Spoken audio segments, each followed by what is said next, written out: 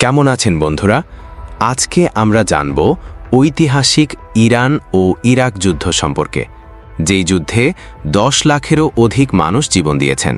তাছাড়া এটি বিশ্বের দীর্ঘতম যুদ্ধ বলা যায়, যেই যুদ্ধ চলে দীর্ঘ 8 বছরেরও বেশি সময়। চলুন ভিডিওটি শুরু করা যাক। তার আগে বলে দেই, এই ভিডিওটির তথ্যের সত্যতা জানতে চাইলে ডিসক্রিপশনে গিয়ে তথ্যসূত্র দেখুন। আপনারা ইউটিউব, ফেসবুকে সময় নষ্ট করা ভিডিও না দেখে সময়ের সঠিক ব্যবহার করে সাধারণ জ্ঞান অর্জন করুন এরকম ইনফরমেটিভ ভিডিও দেখে। তাই সবার কাছে অনুরোধ করছি এই ভিডিওটি সম্পূর্ণ দেখার জন্য। আর কথা নয়, চলুন মূল ভিডিওতে যাওয়া যাক।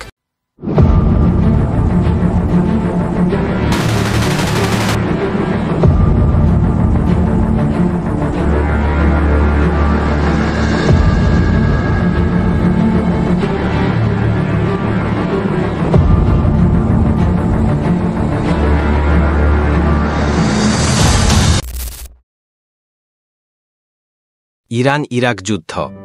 ইরান-ইরাক যুদ্ধ, যা 1980 সালের সেপ্টেম্বর মাস থেকে 1988 সালের আগস্ট মাস পর্যন্ত প্রায় 8 বছর ধরে চলেছিল, বিংশ শতাব্দীর অন্যতম দীর্ঘতম, রক্তক্ষয়ী এবং ধ্বংসাত্মক প্রচলিত যুদ্ধ হিসাবে পরিচিত।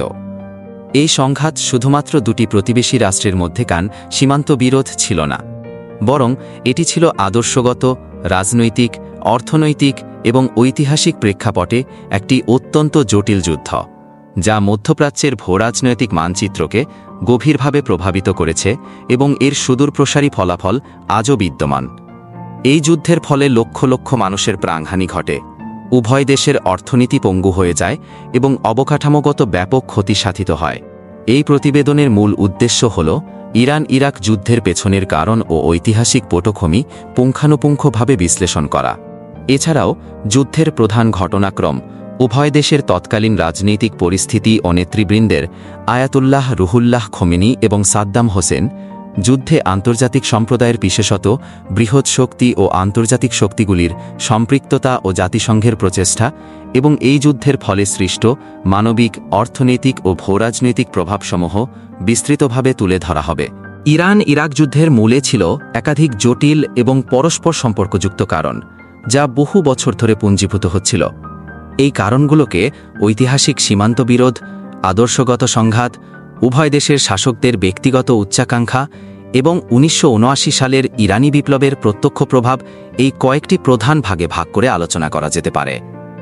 2.8 ঐতিহাসিক প্রেক্ষাপট এবং সীমান্ত বিরোধ। 7 আল আরব কেন্দ্রিক। ইরান এবং ইরাকের মধ্যে দীর্ঘদিনের সীমান্ত বিরোধ বিদ্যমান ছিল, যার কেন্দ্রবিন্দুতে ছিল কৌশলগতভাবে অত্যন্ত গুরুত্বপূর্ণ 7 আল আরব জলপথ। টাইগ্রাস এবং ইউফ্রাটেস নদীর মিলিত প্রবাহ পারস্য উপসাগরে পতিত হওয়ার আগে এই জলপথটি তৈরি করেছে, যা উভয় দেশের জন্যই, বিশেষভাবে তাদের তেল রপ্তানির জন্য অপরিহার্য ছিল। এই জলপথের নিয়ন্ত্রণের প্রশ্নটি কেবল অর্থনৈতিক বা কৌশলগত গুরুত্বের মধ্যে সীমান্ত ছিল না, বরং এটি উভয় রাষ্ট্রের জাতীয় পরিচয়, সার্বভৌমত্ব এবং আঞ্চলিক মর্যাদার সাথে গভীরভাবে জড়িত ছিল। ওসমানীয় এবং পারস্য সাম্রাজ্যের সময়কাল থেকেই এই অঞ্চলের নিয়ন্ত্রণ নিয়ে বিরোধ চলে আসছিল, যা বিভিন্ন সময়ে চুক্তি এবং আলোচনার মাধ্যমে সাময়িকভাবে প্রশমিত হলেও স্থায়ী সমাধান হয়নি। 1937 সালে ইরান এবং তৎকালীন সদ্য স্বাধীন ইরাকের মধ্যে 7 আল আরব সংক্রান্ত একটি চুক্তি স্বাক্ষরিত হয়, যেখানে জলপথের বেশিরভাগ অংশ ইরাকের নিয়ন্ত্রণে রাখা হয়, শুধুমাত্র খোররাম শহর এবং আবাদান বন্দরের নিকটবর্তী কিছু অংশ ছাড়া। তবে 1969 সালে ইরানের শাহ মোহাম্মদ রেজা পাহলভি এই চুক্তি একতরফাভাবে বাতিল ঘোষণা করেন এবং জলপথে ইরানের নৌশক্তি প্রদর্শন করেন। ইরাক মারিকভাবে দুর্বল হওয়ায় তখন কোনো প্রতিরোধ করতে পারেনি।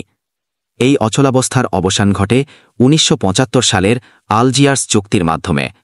এই চুক্তিতে ইরাকের তৎকালীন উপরাষ্ট্রপতি সাদ্দাম হোসেন এবং ইরানের শাহ মোহাম্মদ রেজা পাহলভি স্বাক্ষরিত করেন।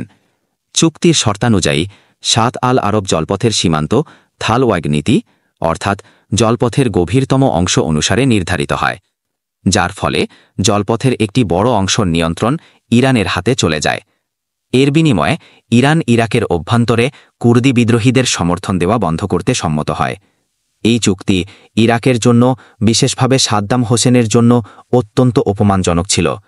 তিনি এটিকে ইরাকের সার্বভৌমত্বের ওপর একটি গুরুত্বপূর্ণ আঘাত এবং ইরানের কাছে নতি স্বীকার হিসেবে দেখেছিলেন।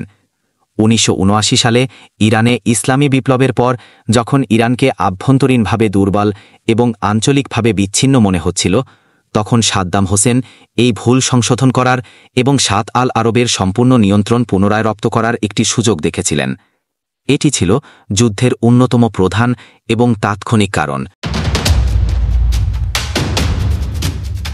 আদর্শগত সংঘাত, ইরাকি জাতীয়তাবাদ বনাম ইরানি ইসলামী বিপ্লব। ইরান ইরাক যুদ্ধের আরেকটি গুরুত্বপূর্ণ কারণ ছিল দুটি দেশের মধ্যে বিরাজমান তীব্র আদর্শগত সংঘাত। ইরাকের ক্ষমতায় ছিল ধর্মনিরপেক্ষ, আরব জাতীয়তাবাদী এবং সমাজতান্ত্রিক ভাবধারার বাথ পার্টি, যার নেতৃত্বে ছিলেন সাদ্দাম হোসেন। অন্যদিকে ১৯৭৯ সালের বিপ্লবের পর ইরানে প্রতিষ্ঠিত হয়েছিল আয়াতুল্লাহ রুহ আল্লাহ খোমেনির নেতৃত্বে একটি শিয়া ইসলামী বিপ্লবী সরকার। আয়াতুল্লাহ খোমেনি তার ইসলামী বিপ্লবকে শুধুমাত্র ইরানের মধ্যেই সীমাবদ্ধ রাখতে চাননি। তিনি এই বিপ্লবকে সমগ্র মুসলিম বিশ্বে, বিশেষত ইরাকের শিয়া সংখ্যাগরিষ্ঠ অঞ্চলে রপ্তানি করার প্রকাশ্য ঘোষণা দেন।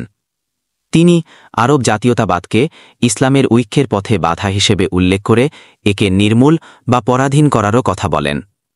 এই বিপ্লবী আকাঙ্ক্ষা সাদ্দাম হোসেনের ধর্মনিরপেক্ষ বাথ পার্টির শাসনের জন্য সরাসরি হুমকি সৃষ্টি করে, কারণ ইরাকের জনসংখ্যার একটি উল্লেখযোগ্য অংশ, প্রায় ৬৫% ছিল শিয়া মুসলমান, যারা ঐতিহাসিকভাবে সুন্নি প্রধান সরকারের অধীনে রাজনৈতিকভাবে কিছুটা কোণঠাসা ছিল।